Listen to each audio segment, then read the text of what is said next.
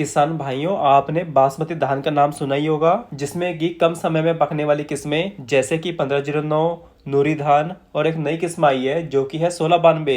और इसकी खेती हमारे बहुत सारे किसान भाई भी करते हैं और इंटरनेशनल मार्केट में इस साल बासमती धान का रेट भी काफी ऊंचा सुनने में आया है। इस कारण इस साल बासमती धान की खेती बहुत बड़े पैमाने पे हमारे किसान भाई भी कर रहे हैं। इसके अलावा इस बासमती धान का रेट ज्यादा होने के साथ साथ इसमें फंगस की बीमारियां भी बहुत ज्यादा देखने को मिलती है। इसलिए इन बीमारियों की रोकथाम हमें नर्सरी में ही शुरू कर देनी चाहिए। और नर्सरी में हमें यह भी ध्यान रखना होगा कि हमारी नर्सरी का रंग एकदम हल्का ना हो। और अगर जहाँ पर भी रंग हल्का होता है या नर्सरी कमजोर दिखाई देती है, वहाँ पर बकानी रोग का प्रभाव ज्यादा देखने को मिला है। इसलिए नर्सरी में ही फंगीसाइड जैसे कि थायोफिनेट मिथाइल 70% या कॉपर सल्फेट, जो कि यूपीएल कुप्रोफिक्स के नाम से बहुत फेमस चल रही है, इनमें से किसी एक की मात्रा 700 से 800 ग्राम प्रति एकड़ को NPK 12-32-16 खाद में मिलाकर डालते रहना चाहिए। क्योंकि हम किसान होने के नाते हमारा एक्सपीरियंस ये है कि अगर नर्सरी कमजोर है तो बकानी रोग भी बहुत अधिक दिखाई देता है। मतलब नर्सरी में ही बकानी रोग के लक्षण बहुत देखने को मिलते हैं और यही आगे चलकर रुपाई की हुई धान की फसल में बहुत अधिक देखने को मिलता है। मतलब इसकी पहचान ये है कि ये अन्य पौधों की तुलना में इसका पेड़ लंबा व हल्के हरे रंग का होता है, जो कि कुछ दिनों बाद अपने आप ही सूख कर खत्म हो जाता है, जिससे हमारी फसल पर बहुत ज्यादा बुरा असर पड़ता है। तो ये हो गया कि हमारी बासमती धान की नर्सरी को इस रोग से कैसे बचाव करना है।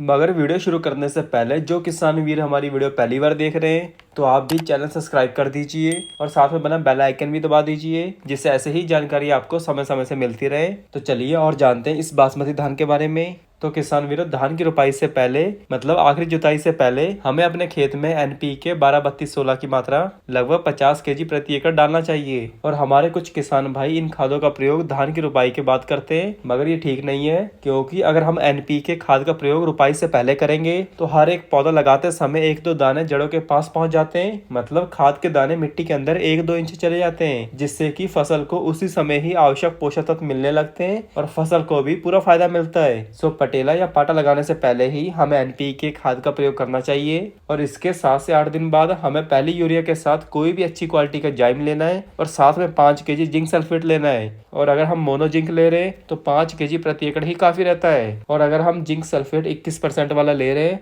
तो 7 से 10 kg प्रति एकड़ ले सकते हैं। और बात करें फंगीसाइड की, तो फंगीसाइड में आप ले सकते हैं थायोफिनेट मिथाइल 70%, जिसकी मात्रा रहेगी 500 से 600 ग्राम प्रति एकड़। और इस दूसरी खाद के बाद हमें 7 से 8 दिन बाद तीसरी खाद डालनी चाहिए और इसमें हम ले सकते हैं 45 kg यूरिया और साथ में 3 kg 80% WDG सल्फर, क्योंकि सल्फर एक तरह का कॉन्टैक्ट फंगीसाइड है और माइक्रोन्यूट्रिएंट भी है। और इसके साथ एक बार और अच्छी क्वालिटी का जाइम ले सकते हैं। अगर लगता है कि पौधा हल्का चल रहा है तो जाइम दोबारा भी डाल सकते हैं, क्योंकि जाइम डालने से पौधों की जड़ों का विकास ज्यादा से ज्यादा होगा और जल्दी होगा, जिससे जड़ें ज्यादा से ज्यादा पोषक तत्व खींच के पौधों को देंगे और पौधा कम सूखेगा। इसके अलावा अगर आखिरी खाद की जरूरत पड़े तो 25 से 30 kg यूरिया और साथ में 3 kg मैग्नीशियम और 3 kg आयरन और हो सके तो 5 से 10 kg कैल्शियम का प्रयोग भी जरूर करना चाहिए। सो किसी भी पौधे को 16-17 पोषक तत्व की जरूरत होती है अपनी ग्रोथ एंड डेवलपमेंट के लिए, और ये सब मात्रा 1 एकड़ के हिसाब से हमें लेनी है। इसके अलावा किसान वीरों, ये फसल पकने में कम समय लेती है और जो भी हमें उर्वरक देने उसे 35 दिन के अंदर ही दे देना चाहिए, क्योंकि आजकल गर्मी का मौसम होने के कारण नाइट्रोजन का बहुत कम समय में असर कम होने लगता है। इसलिए 7 से 8 दिन के अंतराल पर इन खादों को देते रहना चाहिए।